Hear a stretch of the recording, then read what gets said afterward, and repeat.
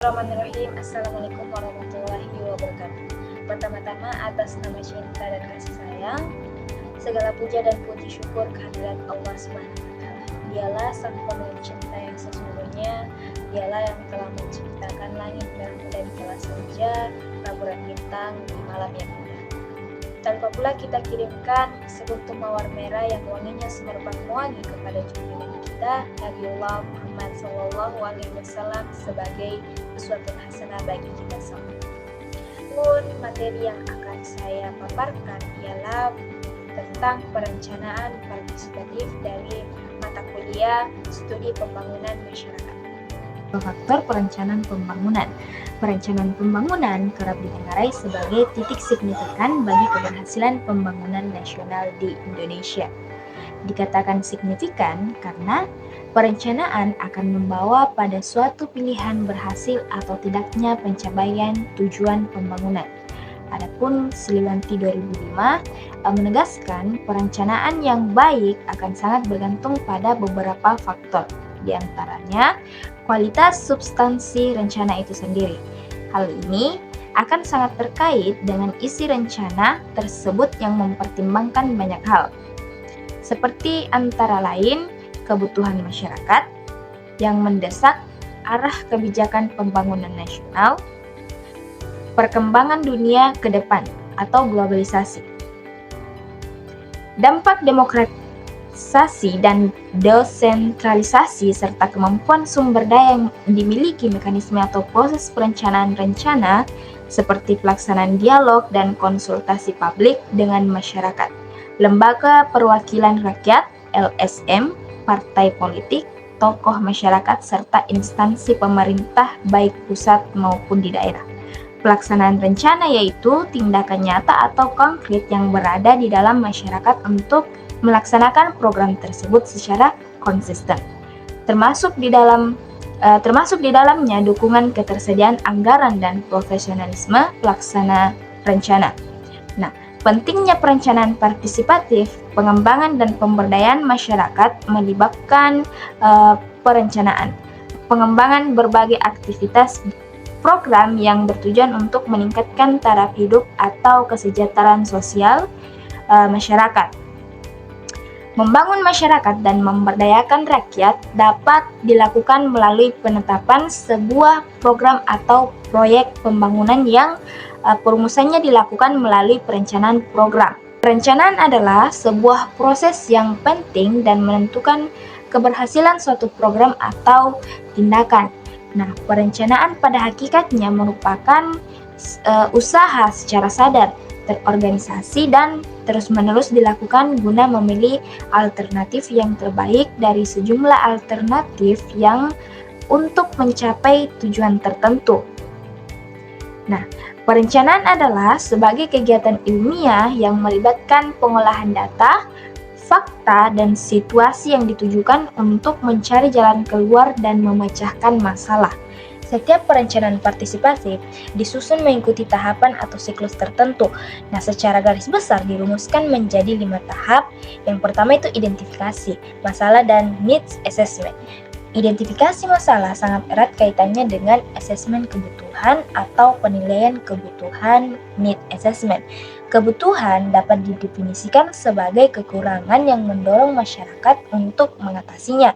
Nah, dalam melakukan suatu asesmen kebutuhan, mengidentifikasi dan memberikan penilaian terhadap masalah dan kebutuhan masyarakat dengan melibatkan masyarakat setempat dan pihak-pihak terkait atau stakeholders sangat penting itu.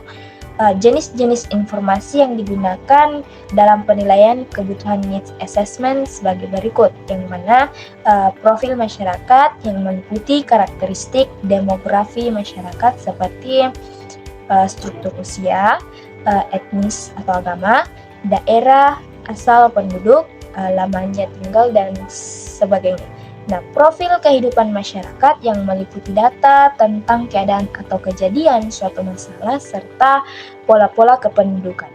Yang pertama itu ekonomi, pekerjaan, aspirasi pekerjaan, kebutuhan keterampilan atau tiga pola-pola keluarga, pola pendidikan, perumahan, kesehatan fisik dan mental, pengelolaan rumah, pola-pola rekreasi, kriminalitas, kepuasan hidup. Sedangkan metode yang digunakan dalam need assessment adalah brainstorming, metode untuk menampung berbagai aspirasi, pendapat, saran-saran dan populasi sasaran masyarakat dan membahasnya secara bersama-sama. Kemudian fokus group, discussion, sebuah diskusi yang dirancang khusus membicarakan suatu masalah secara terfokus. Penggunaan metode ini biasanya diarahkan oleh seorang moderator dan dihadiri oleh peserta terpilih dalam jumlah terbatas. Kemudian participatory education, making, metode pengambilan keputusan yang dilakukan secara bersama-sama populasi sasaran dan stakeholders atau pihak terkait seperti tokoh masyarakat, aparat, dan lain-lain. Analysis terhadap para peserta atau pengurus dan anggota suatu program. Nah, proyek pembangunan atau organisasi sosial tertentu tentang isu-isu yang terjadi di lingkungannya seperti relasi kekuasaan, pengaruh, dan kepentingan berbagai pihak yang terlibat dalam suatu kegiatan.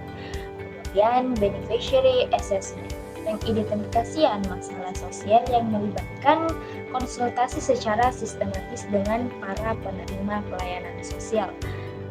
Kemudian tujuan metode ini untuk mengatasi hambatan-hambatan partisipasi, merancang inisiatif-inisiatif. Tujuan perencanaan program pengembangan masyarakat secara partisipatif adalah menumbuhkan pemahaman dan kesadaran masyarakat akan pentingnya proses partisipasi dalam program pengembangan masyarakat. Kemudian yang kedua, menggali masukan, pendapat, usulan, dan saran-saran dari masyarakat guna memperkuat dan mendukung program pengembangan masyarakat. Kemudian yang ketiga, menumbuhkan pemahaman dan kemampuan masyarakat dalam mengidentifikasi masalah dan kebutuhannya, penyusunan dan pengembangan perencanaan partisipatif para perencana bersama-sama masyarakat. Menyusun pola rencana intervensi yang komprehensif. Pola tersebut menyangkut strategi, tugas-tugas, dan prosedur-prosedur yang ditujukan untuk membantu kebutuhan dan pemecahan masalah. Kemudian yang terakhir itu pelaksanaan.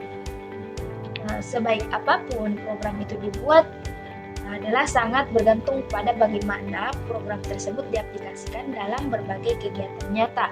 Kemudian implementasi program pengembangan masyarakat pada dasarnya merupakan proses penerapan metode dan pendayagunaan sumber-sumber atau seperti sumber daya manusia, sumber daya alam, sumber daya finansial untuk menghasilkan barang-barang atau pelayanan sosial bagi kepentingan masyarakat sesuai dengan tujuan dan sasaran program. Itulah tadi materi mengenai perencanaan partisipatif.